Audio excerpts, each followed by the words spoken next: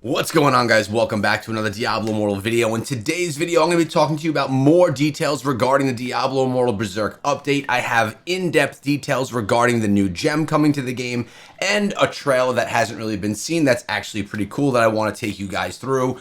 I'm pretty excited about the update, guys. I have been watching the Berserk anime, and I'm not a big anime guy, but something I can say is it's pretty brutal, very fitting of a collaboration with Diablo.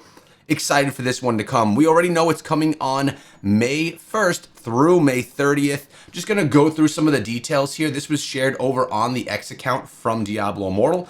Zod is an immortal, legendary swordsman known for his ferocity and mercilessness, and he's set his sights on Sanctuary. All right, that's this enemy, this boss right here, having fought thousands of people over the years and has a human and a beast form.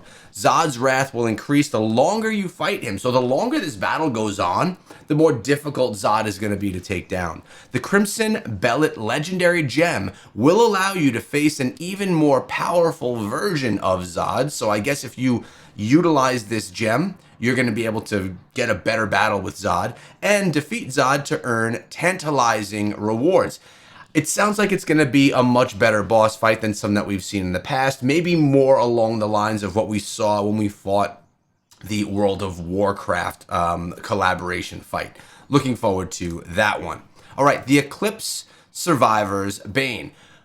It's no secret, Survivor's Bane is probably the best or the most favorite, most popular mini game mode inside of Diablo Immortal, and there's going to be some modifications coming. We've spoken about it already, but while Survivor's Bane is active during the event, you'll be able to fight within the Eclipse itself. Eclipse Survivor's Bane features a terrifying new landscape and new demons, which I love, and every 2 minutes you'll experience a full eclipse for 60 seconds with a unique boss that awaits. So I love that they're making change to this. Very positive thing for the most popular game mode inside of Diablo Immortal. Now, the Crimson Behelit Legendary Gem.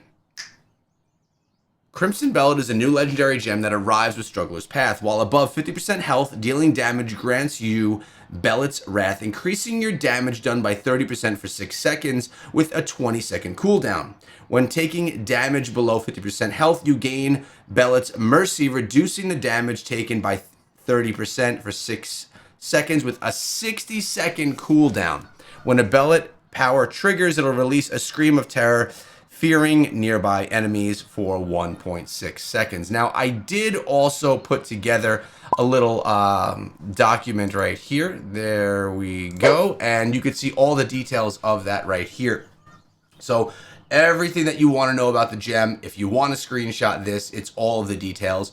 The cooldown is what is a little bit of an issue, I guess. A 60-second cooldown is pretty legit, but what the gem also does is pretty legit as well. Going to be able to have you drop more damage and take less damage depending on what cooldown state they're in. And it's confirmed that they could both be active at the same time. So actually very powerful. If you want to take a screenshot of this, feel free, because it could offer you some value. Let's get back to the notes that we have right here. The Golem Familiar. Most likely not going to be something that you get for free. I've heard rumor that it's actually a new familiar, and you are able to get this guaranteed with your first familiar draw during the update, and then you could customize that new familiar. Man, I don't know. I hope that this is not... It says it right here. Golem and earth water-based constructs created to protect their master. You'll be able to customize your Golem familiar skin, combining decorations to make your companion unique to you. So now everyone's saying, okay, you want to change their hairstyle, costs money. You want to change their color, costs money. You want to change their gear, costs money. Very possible. I don't know. But what I do very much hope is that this familiar is not a brand new familiar, that I can just customize and use it as a cosmetic on my current familiar. I have my savior pet. I'm not going to be doing any new familiars unless if they are drastically better. And I think Blizzard knows this. I can't see them bringing a new familiar just because you could do cosmetic changes. I think it would be a flop. So I very much hope that this is just a cosmetic that we can add to our current familiars. If you've heard different, please let me know. I've just heard rumor that it may be a brand new familiar, and I worried about that. All right, we have Broken Band's Phantom Market. So this is actually a Phantom Market cosmetic that we were talking about yesterday. Known for their fabled prowess on the battlefield, the Band of the Hawk were one of the most revered and feared mercenary forces across all of Midland.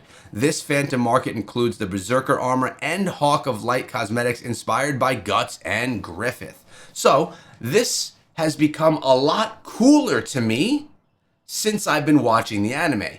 Again, not an anime dude, but when you watch the anime and you start to understand what the story and lore is about, you kind of think it's even a little bit cooler. So again, I would say it's probably worth a watch, at least watch a couple of episodes of it so you could kind of know who the characters are. And then things like this Phantom Market cosmetic are going to be cool. Worth noting that this Phantom Market includes 2 cosmetics, the Berserker armor and Hawk of Light cosmetics. So being that they're Phantom Market, they're both going to be, or they both should be, going by previous Phantom Markets, they should be cross-class cosmetics. They should not be bound to any particular class. And with a $170 price tag in the past for one cosmetic, I wonder if this is going to be a choose either or for $170, or you get both of them for $170. I'm not sure how that's going to look. We will have to see. The Phantom Market includes the Berserker and the Hawk. Yeah, I would assume that you're not going to get 2 cosmetics for the 170 cross class. That would be 16 cosmetics, double what we typically get. We'll have to see how this plays out. I'd be curious. And then, of course, we have the login weapons. These are available for a limited time. From the past, we were able to go to transmog with the World of Warcraft weapons and transmog our weapons to look a really cool way.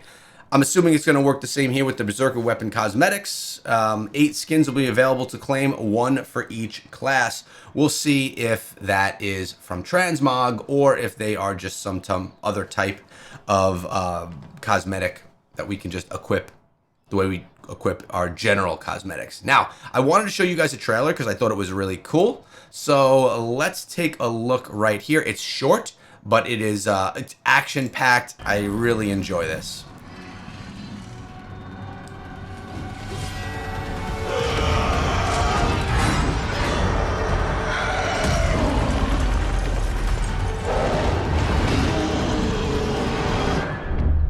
And there you have it, in a nutshell, what this update is all going to be about.